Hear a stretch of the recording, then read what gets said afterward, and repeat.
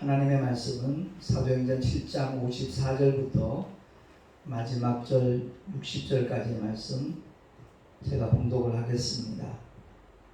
저희가 이 말을 듣고 마음에 찔려 저를 향하여 이를 갈거늘 스데반이 성령이 충만하여 하늘을 우러러 주목하여 하나님의 영광과 및 예수께서 하나님 우편에 서신 것을 보고 말하되 보라 하늘이 열리고 인자가 하나님 우편에 서신 것을 보노라 한데 저희가 큰 소리를 지르며 귀를 막고 일심으로 그에게 달려들어 성 밖에 내치고 돌로 칠세 증인들이 옷을 벗어 사울이라 하는 청년의 발 앞에 두니라.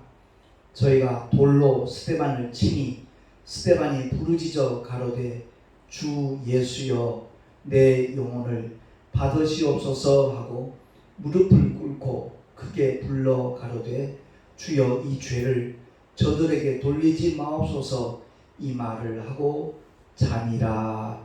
아멘. 오늘 성령 강림 주일인데 485장 우리 한번 더 찬양을 하겠습니다. 하나님의 말씀을 들을 때 주께서 우리의 눈을 열어서 주의 기이한 복을 볼 수 있기를 사모하는 마음으로 함께 먼저 찬양을 한 장 더 부르도록 하겠습니다.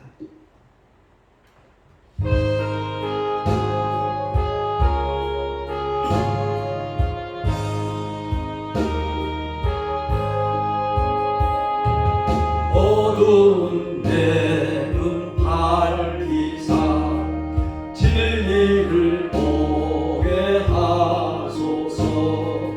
진리의 열쇠 내게 주사 참빛을 찾게 하소서. 깊으신 뜻을 알고자 엎드려 내 눈을 뜨게 하소서. 성령이여 막혀진 내 귀 여시사 주님의 귀한 음성을 임의로 밝히 들을 때에 내 기쁨 한량 깊으신 뜻을 알고자 엎드려 기다리오니 내 귀를 열어주소서. 성령이여 공해진 내 입 여시사 복음을 널리 전하고 차가운 데만 녹여주사 사랑을 하게 하소서. 깊으신 뜻을 알고자 엎드려 기다리오니 내 입을 열어주소서.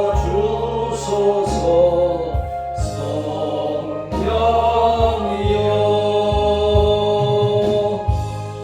아멘. 기도하겠습니다. 하나님 아버지 감사합니다. 오늘 특별히 성령 강림절을 맞이하여 주 앞에 나와 경배와 찬양을 드리며 성령의 충만함을 사모하면서 하나님의 말씀에 귀를 기울일 수 있도록 은혜 주심을 감사합니다. 전하는 자 듣는 자 다 함께 큰 은혜 있기를 간절히 바라옵고 우리 구주 예수 그리스도 이름으로 감사하며 기도하옵나이다. 아멘. 감사합니다. 김자선 목사님, 안정숙 사모님, 강도사님이시죠? 함께 이렇게 예배 동참해 주셔서 너무 감사하고요.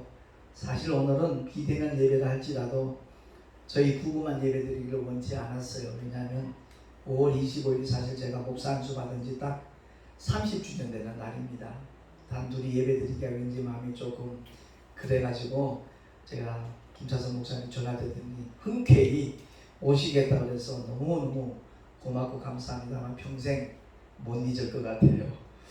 자, 사도행전 7장 54절에서 60절 말씀, 스데반의 그 마지막 장면이잖아요. 순교하는 장면인데, 정말 우리가 성령의 충만함을 받은 하나님의 사람들의 삶이 어떠해야 될 것인가에 대해서 정말 다시 한번 깊이 조명해보는 시간이 되었으면 참 좋겠습니다.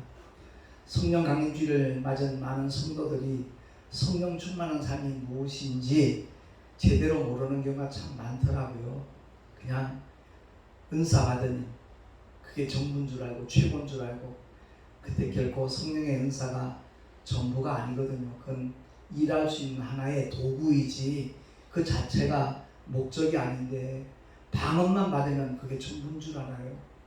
그 방언을 받고 난 다음에 정말 다른 사람들보다 훨씬 더 기도해야 될 그런 자세가 필요한 것이고, 아버지의 뜻대로 일을 해야 되는데, 또 어떤 분들은 그 능력 목회 하시는 분들은 능력 제일주의 그것만을 주장을 해요.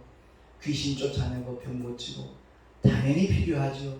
근데 그게 또한 전부가 아니라는 것을 우리가 안다라면 곁길로 가지 않을 것 같아요. 오직 하나님의 말씀과 성령의 역사하심은 같은 방향이거든요. 그 두 철로가 이렇게 목적지까지 항상 평행선이잖아요. 만약 그게 삐뚤어지면 열차는 전복할 수밖에 없거든요.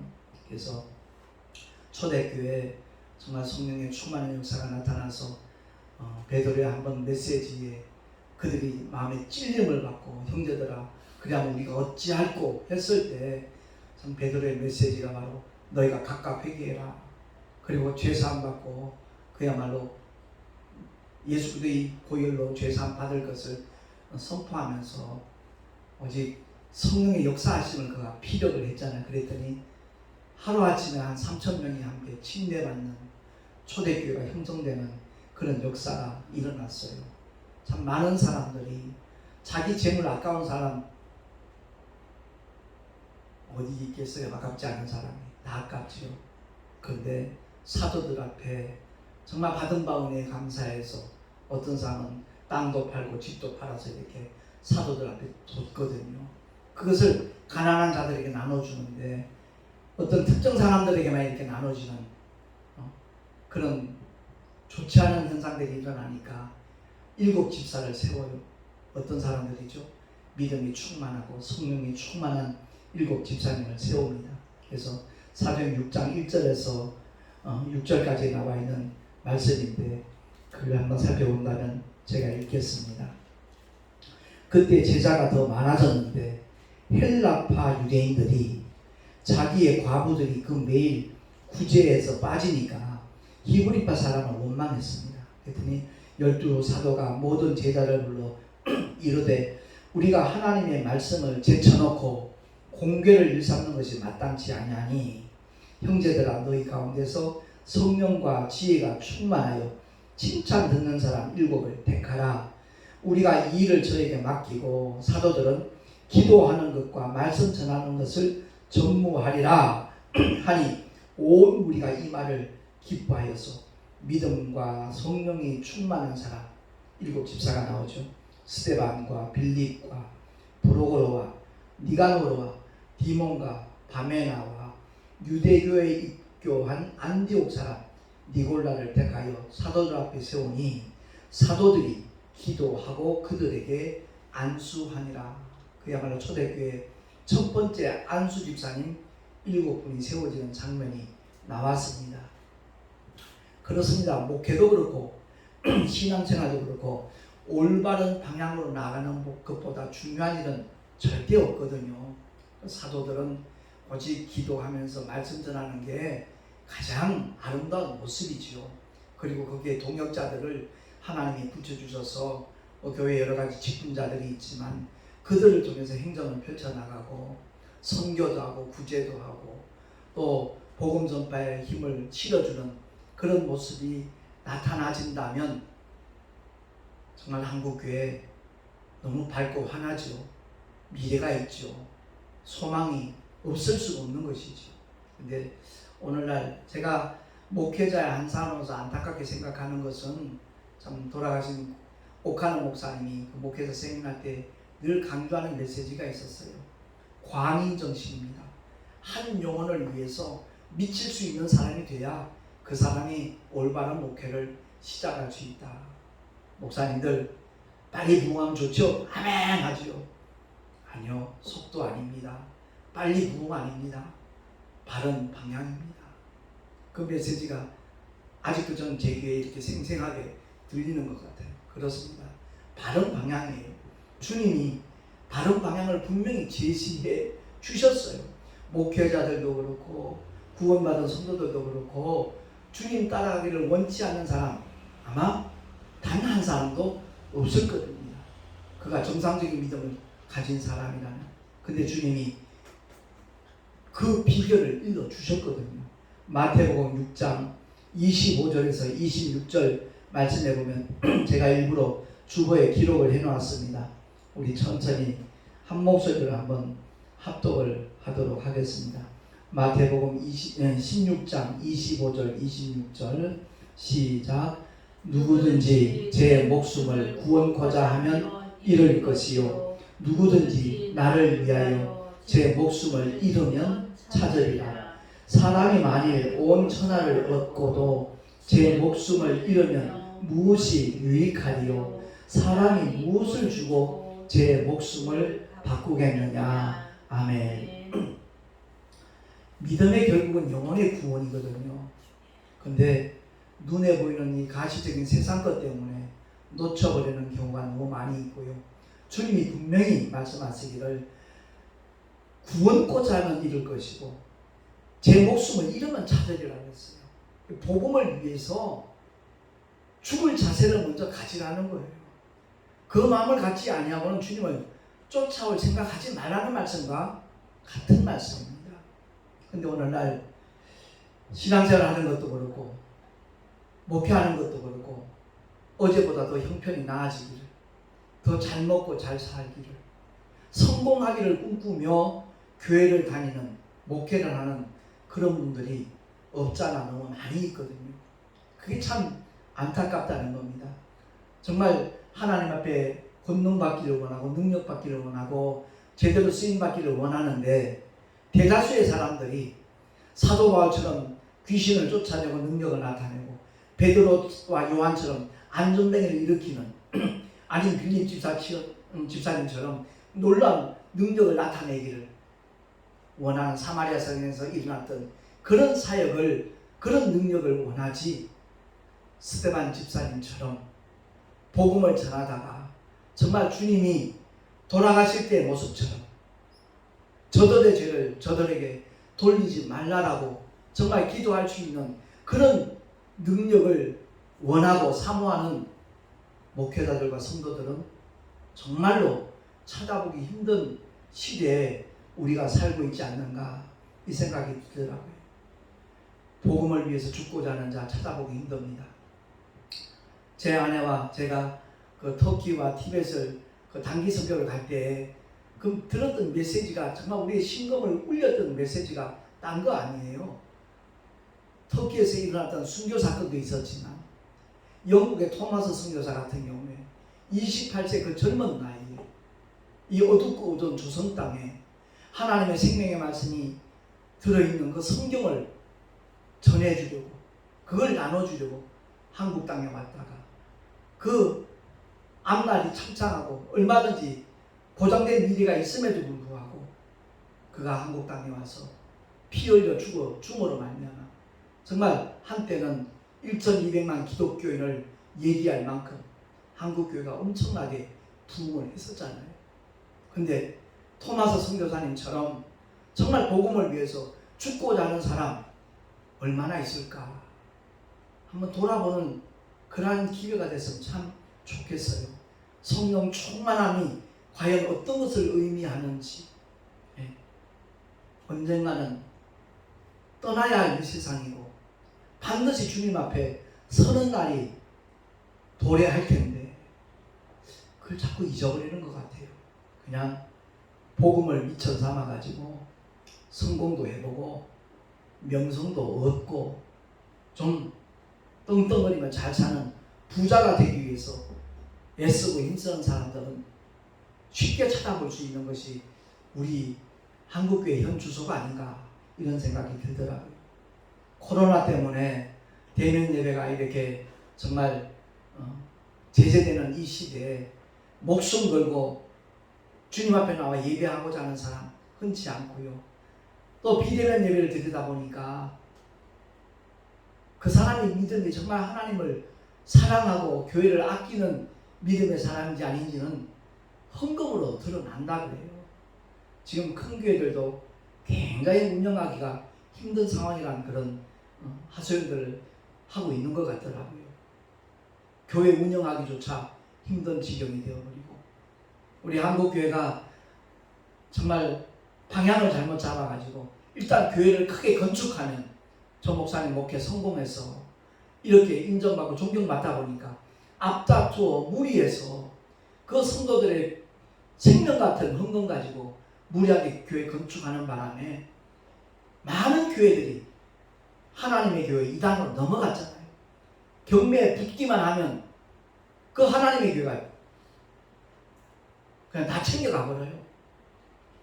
얼마나 많은 재력이 있는지 모르지만 잘못된 이단 사설에는 정말 전 재산을 바치는 사람들도 굉장히 많이 있지만 정말 주를 위해서, 복음을 위해서, 한 영혼을 살리기 위해서 헌신하는, 희생하는 믿음의 사람들은 거기에 대해서 정말 태부족한 것 같아요. 신천지도 마찬가지고. 그저께 교회 신천지에서 또 편지가 하나 날아온 거예요. 그래서 내가 그 휴대폰으로 전화를 했어요. 내가 일전에 분명히 정중히 당부를 했는데 또 이런 걸 보내냐고. 상당히 불쾌하니까 두 번 다시 이런 짓 하지 말라고. 휴대폰을 하니까 받질 않더라고요. 문자를 남겼는데 문자 확인을 해놓고 그 후에 반응은 없네요. 그래요. 저 개인적으로 그렇습니다. 안상홍이라는 사람이 말하는 거 보니까 저 사람은 좀 정신적인 문제가 있는 사람이라고 느낄 만큼 그런 사람인데 거기에 현혹되고 미혹된 숫자가 수십만 명이라고 하니 참 어처구니가 없는 그런 현실이지 않습니까? 그렇습니다. 성령의 은사와 권능을 등에 업고서 돈벌이하는 최악의 사태도 없잖아 벌어지고 있었잖아요. 정말 정신 차려야 돼요. 우리는 오직 영혼이 목적이지 돈이 목적이 아니지 않습니까?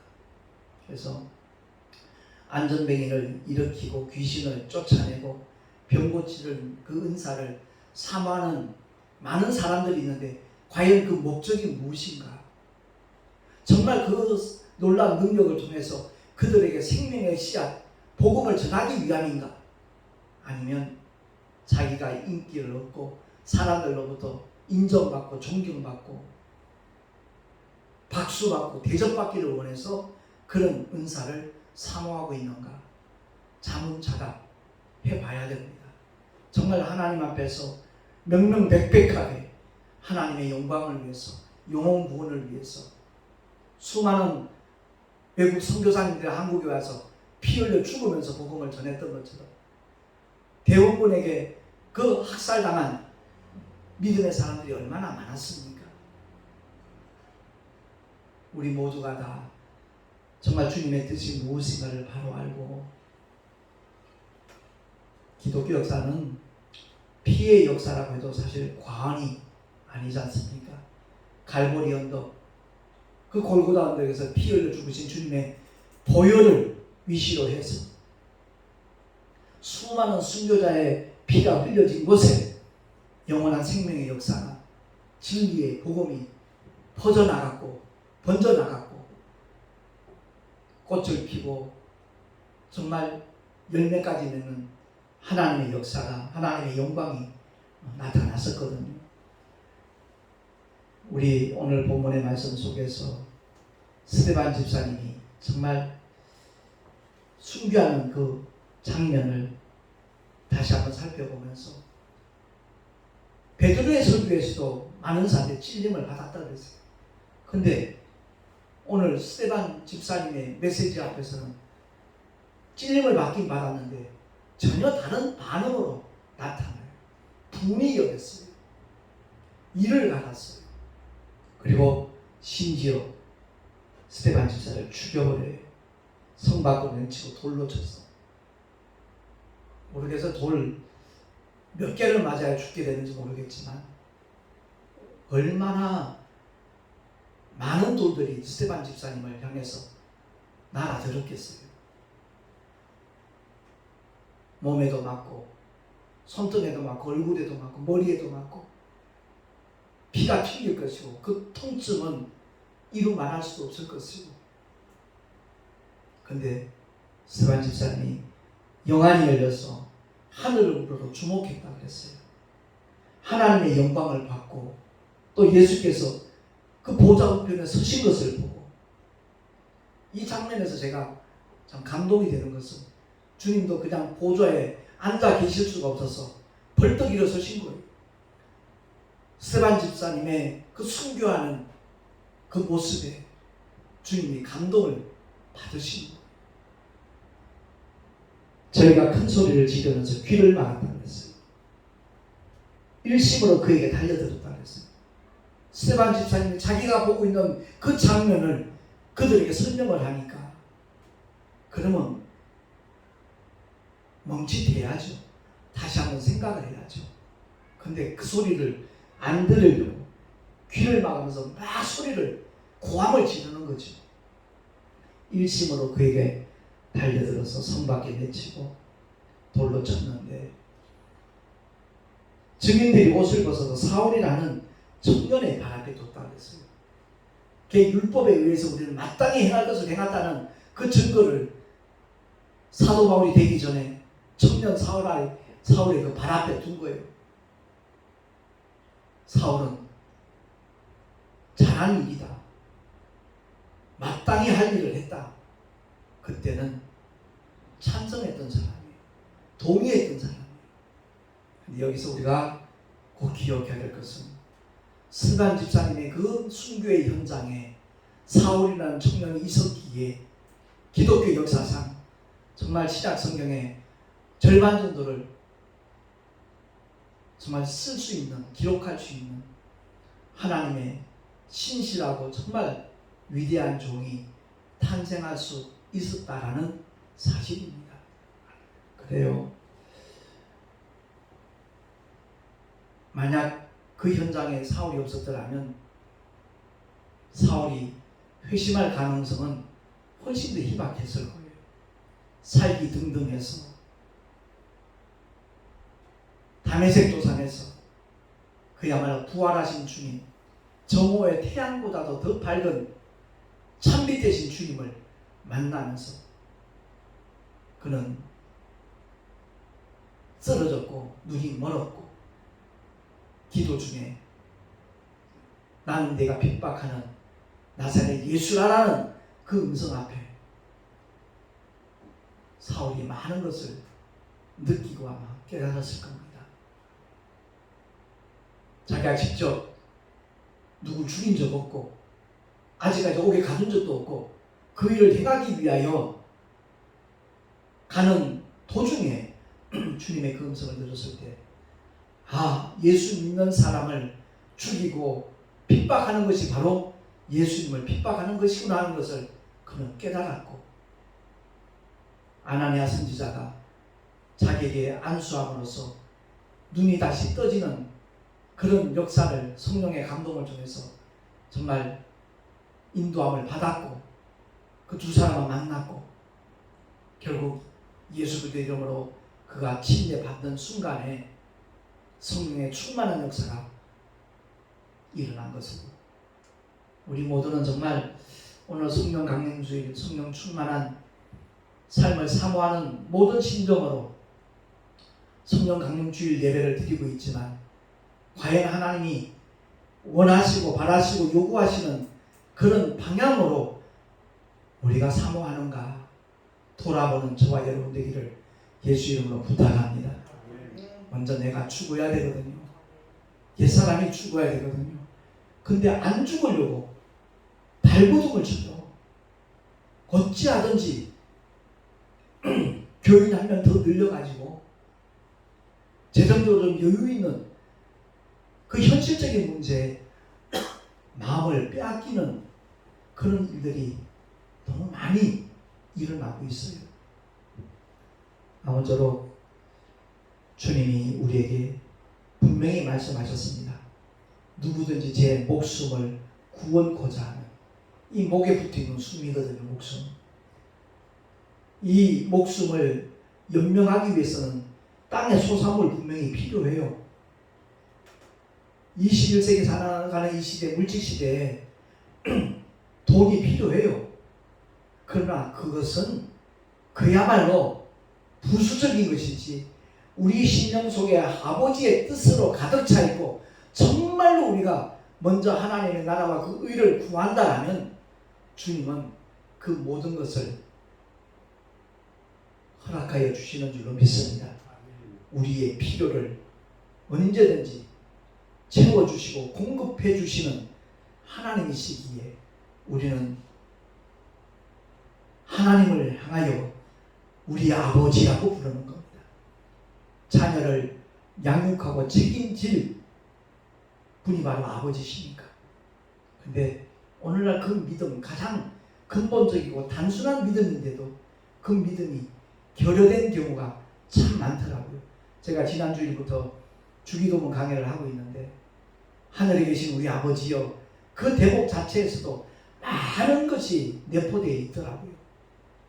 이름이 거룩히 여김을 받으시오며, 오늘 두 번째 강의를 했습니다만 그 속에도 하나님의 이름을 가장 존귀히 여기고 가장 아끼고 위하시는 분은 하나님 외에는 없어요. 우린 주님을 닮아서 따라서 하나님의 이름이 거룩히 여김을 받도록 하기 위해서 애쓰고 몸부림치는 사람이지, 하나님만큼 위할 수 있는 존재는 아마 없을 겁니다. 아무쪼록 목숨을 구원코자 하는 이럴 것이요 누구든지 나를 위하여 제 목숨을 잃으면 찾으리라. 그래서 저는 참 토마스 선교사 너무 존경하고 너무 닮고 싶고 2007년도에 그 터키에서 순교당하신 세 분 믿음의 사람들 참 너무나 부러워요. 그런 믿음의 능력이 그들에게 있었다는 사실이 그렇습니다. 아무쪼록 예수 그리스도와 가장 닮은 꼴이 누군가? 스테반 집사님입니다. 우리 모두가 다 주님을 닮아가기 위하여 더욱더 나를 쳐서 주 앞에 복종시킬 수 있는 하나님의 사람으로 살아갈 수 있게 되어지기를 예수 이름으로 축원합니다. 감사합니다. 기도하겠습니다. 하나님 아버지, 성령 강림절을 맞이해서 성령 충만한 삶이 과연 어떤 것인가에 대하여 한번 살펴보았습니다.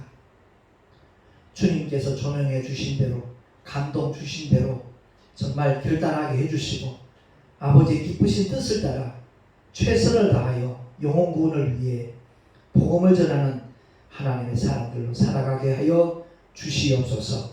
우리 구주 예수 그리스도 이름으로 감사하며 간절히 축복하며 기도하옵나이다. 아멘. 427장 푸른 다음에 봉헌기도와 축도로 예배를 마치도록 하겠습니다. 427장입니다.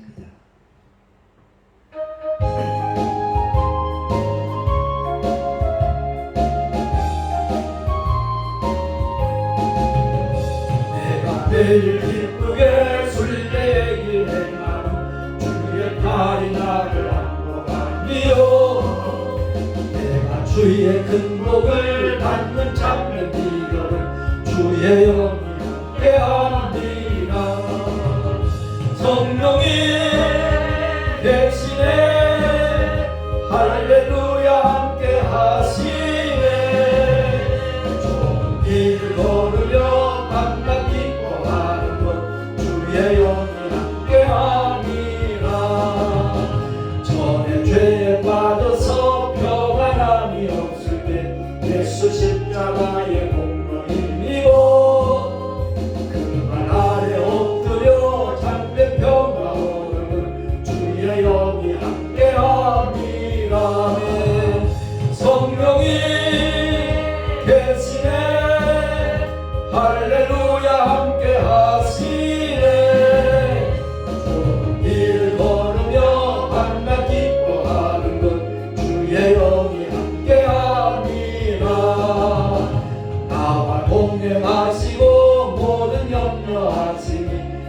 나는 숲의 새와 같이 기쁘다.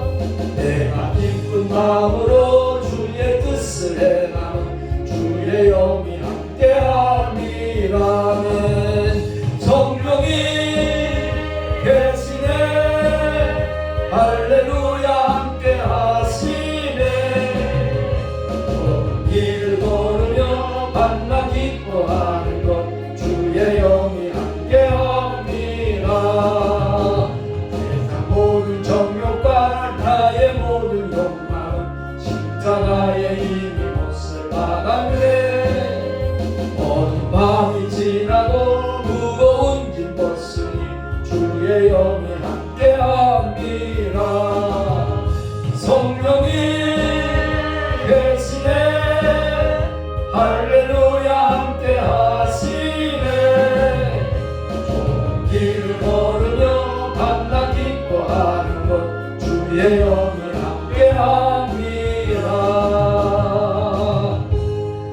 아멘. 기도하겠습니다. 주님의 뜻을 이루는 송내 열방교회로 세워주시옵소서. 김차선 목사님, 안정숙 사모님 귀한 예물 드렸습니다. 목사임직 받은 지 30년 동안 지켜주시고 이끄신 주님을 찬양하며 주께 감사하며 귀한 예물 드렸습니다. 하나님 아버지 기쁘시게 연락하여 주시고 아버지 거룩하신 뜻을 위하여 아름답고 요긴하게 사용하여 주시옵소서. 우리 모두가 정말 하나님의 영광을 위하여 우리 목숨을 아끼지 아니하고 복음을 위해 희생할 수 있는 자리까지 나갈 수 있도록 남다른 은혜로 주님 허락해 주시기를 소망합니다. 권능의 팔로 주여 붙잡아 주시옵소서.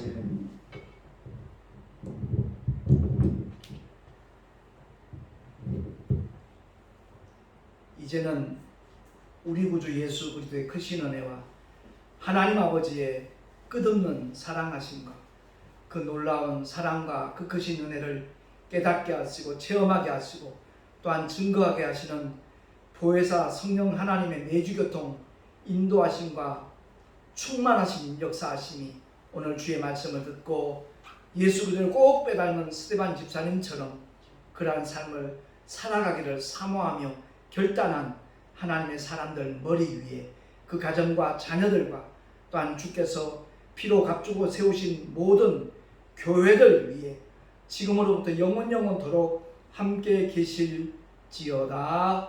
아멘.